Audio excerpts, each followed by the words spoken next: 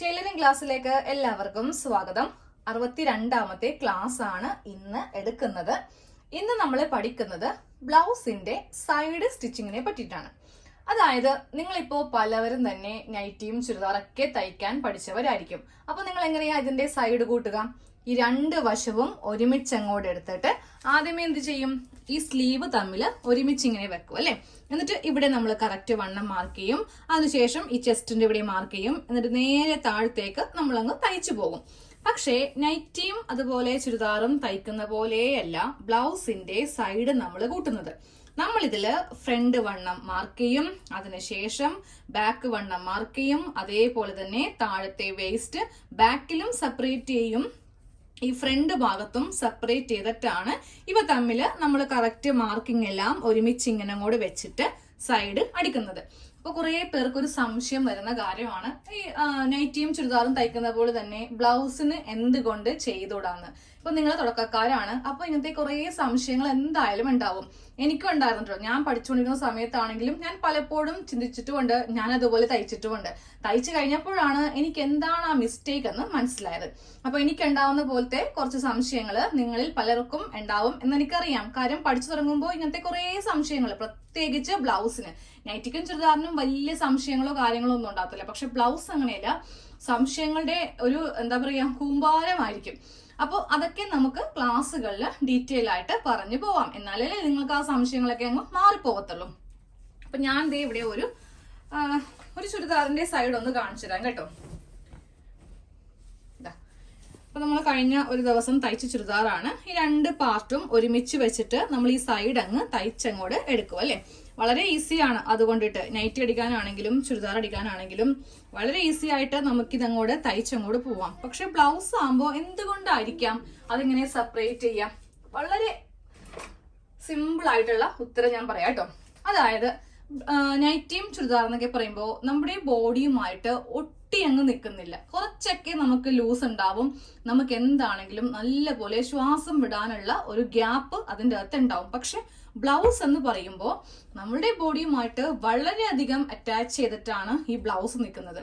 അതുകൊണ്ടാണ് ഫ്രണ്ടിൽ നമ്മൾ ടക്സ് അടക്കം ചെയ്യുന്നത് അല്ലെ. അപ്പൊ ഈ ബ്ലൗസിന് നമ്മൾ സെപ്പറേറ്റ് വണ്ണം എടുത്തില്ല എന്നുണ്ടെങ്കിൽ നമുക്ക് ലൂസ് വരും. പ്രത്യേകിച്ച് ബാക്കിലാണ് ഏറ്റവും കൂടുതൽ പ്രോബ്ലം വരുന്നത് കേട്ടോ. അതായത് നമ്മൾ സൈഡ് കറക്റ്റ് ആയിട്ട് കൂട്ടിയെടുത്തില്ല എന്നുണ്ടെങ്കിൽ ഇട്ട് കഴിയുമ്പോൾ ബാക്കിൽ ഇങ്ങനെ അങ്ങ് പൊങ്ങിയൊക്കെ നിൽക്കും. ചിലവരെ ബാക്കിൽ ടക്സ് ഒക്കെ ഇടാറുണ്ട്. പക്ഷെ അതിന്റെ ഒന്നും ആവശ്യമില്ല. നമ്മൾ കറക്റ്റ് ആയിട്ടുള്ള അളവ് അങ്ങോട്ട് മാർക്ക് ചെയ്യുവാണെങ്കിൽ ടക്സ് ഒന്നും ഇല്ലെങ്കിലും നമുക്ക് നല്ല ബ്ലൗസ് ഫിറ്റ് ആയിട്ട് ഇരിക്കും കേട്ടോ. അപ്പൊ നമുക്കിന്ന് സൈഡ് എങ്ങനെയാണ് കൂട്ടുന്നതെന്ന് പഠിക്കാം. അപ്പോൾ നമ്മൾ ഫസ്റ്റ് കട്ടിങ് പഠിച്ചു, അതിനുശേഷം നെക്ക് പഠിച്ചു, പിന്നെ ടക്സ് പഠിച്ചു. അങ്ങനെ ഓരോന്ന് സ്റ്റെപ്പായിട്ടാണ് പഠിച്ചു വരുന്നത്. അപ്പോൾ ഇന്ന് നമുക്കിതിന്റെ സൈഡ് കൂട്ടിയടിക്കണം. അതോടൊപ്പം താഴെ ഭാഗത്ത് ഇറക്ക വ്യത്യാസം കണ്ടല്ലോ. ഞാനിപ്പോ ഈ സൈഡ് തമ്മിൽ ഒരുമിച്ച് ഇങ്ങനെ വെക്കുവാണ് കേട്ടോ. ഇത്രയും ഡിസ്റ്റൻസ് താഴെ ഭാഗത്തുണ്ട്. ഇത് ഹെമ്മിങ് ചെയ്യേണ്ട ഭാഗമാണ്. അപ്പൊ നമുക്ക് ആദ്യമേ ഇതെങ്ങനെയാണ് ചെയ്യേണ്ടതെന്ന് നോക്കാം. ഫസ്റ്റ് ഈ രണ്ട് സ്ലീവ് ഒരുമിച്ച് ഇങ്ങനെ വെക്കാം. എന്നിട്ട് നേരെ താഴത്തേക്ക് ഈ ബ്ലൗസിന്റെ പാർട്ട് ഇങ്ങനെ അങ്ങ് എടുക്കാം. എവിടം വരെയാണോ വരുന്നത് അവിടെ ഒരു മാർക്കിങ് ചോക്കിന് ഇങ്ങനെ അങ്ങ് ചെയ്ത് കൊടുക്കുക. ഞാൻ ഇതേ ഓൾറെഡി ഇവിടെ ചെയ്ത് വെച്ചിട്ടുണ്ട്. സെയിം അതേപോലെ തന്നെ ഇപ്പുറത്തെ ഭാഗവും ചെയ്തെടുക്കുക കേട്ടോ. നമ്മൾ 1.5 ഇഞ്ച് തയ്യൽത്തുമ്പാണ് ബാക്കില് ഹെമ്മിങ് ചെയ്യാനായിട്ട് വിട്ടുകൊടുത്തിരിക്കുന്നത്. അപ്പോൾ ആദ്യമേ ഇവ തമ്മിൽ നമുക്ക് ഉള്ളിലേക്ക് ഇങ്ങനെ അങ്ങ് മടക്കി വെച്ച് കൊടുക്കണം. ഒരിക്കലും ഇതിന്റെ മീതെ വെച്ച് അങ്ങോട്ട് തയ്ക്കരുത്. അത് ചുമ്മാ കുറച്ച് ഗ്യാപ്പ് ഇട്ട് വേണം തയ്ച്ചെടുക്കാൻ വേണ്ടിയിട്ട്.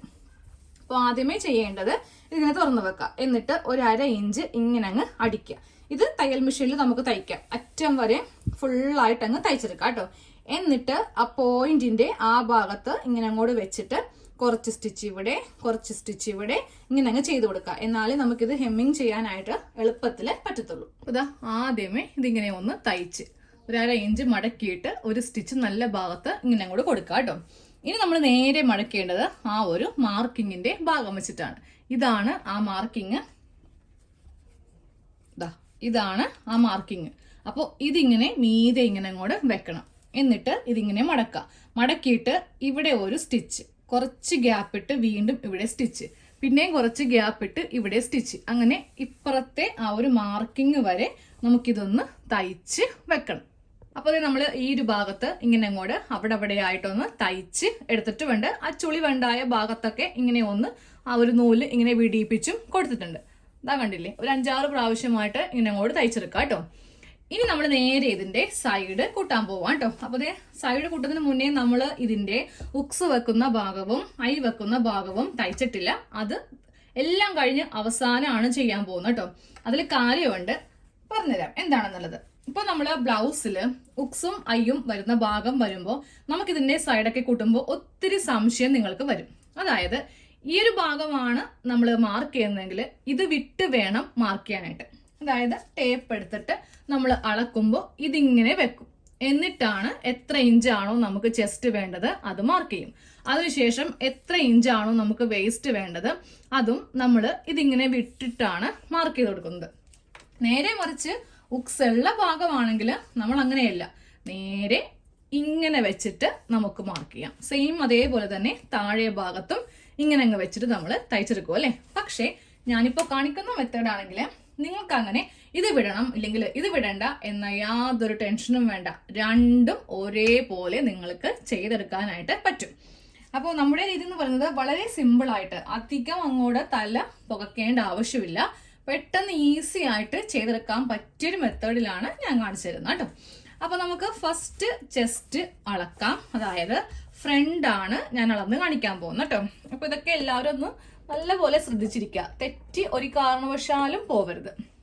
അപ്പൊ നമുക്ക് ആദ്യമേ ഈ മുകളിലത്തെ ചെസ്റ്റ് മാർക്ക് ചെയ്യാം, എന്നിട്ട് വേസ്റ്റ് മാർക്ക് ചെയ്യാം.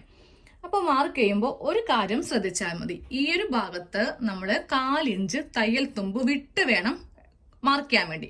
ഇവിടെ നമ്മൾ ഉക്സും ഐയും വെക്കുന്ന ഭാഗമായത് കൊണ്ടിട്ട് ഒരു 1/4 ഇഞ്ച് തയ്യൽ തുമ്പ് പോകും, അതങ്ങോട്ട് വിട്ടാൽ മതി. സെയിം ഈ ഭാഗത്തും അങ്ങനെ തന്നെ ചെയ്യുക, രണ്ട് വശത്തും ഒരേപോലെ അങ്ങ് ചെയ്യുക കേട്ടോ. അപ്പൊ നമ്മുടെ അളവ് ഓർമ്മയുണ്ടോ? എനിക്ക് ഓർമ്മയുണ്ട്, കാര്യം എന്റെ അളവ് ഞാൻ മറക്കത്തില്ലല്ലോ. മുകളില് 11ഉം താഴെ 8ഉമാണ്. 10.5 നമ്മൾ അളവ് ബ്ലൗസിൽ എടുത്തത്. പക്ഷെ ഞാൻ പറഞ്ഞില്ലേ കുറച്ച് ടൈറ്റ് ആണ്, അതുകൊണ്ടിട്ട് ഒരു 1/2 ഇഞ്ച് എക്സ്ട്രാ വേസ്റ്റിലും ചെസ്റ്റിലും കൂട്ടുന്നുണ്ട്. അപ്പോൾ 11, 8. അതെങ്ങനെയാണ് മാർക്ക് ചെയ്യുന്നതെന്ന് കാണിച്ചു തരാം. നേരെ ടേപ്പ് എടുക്കുക. ടേപ്പ് എടുത്തിട്ട് ഞാൻ ഈ ഭാഗത്ത് 1/4 ഇഞ്ച് എന്ന് പറയുമ്പോൾ ഇത്രയും ഉണ്ടാവും.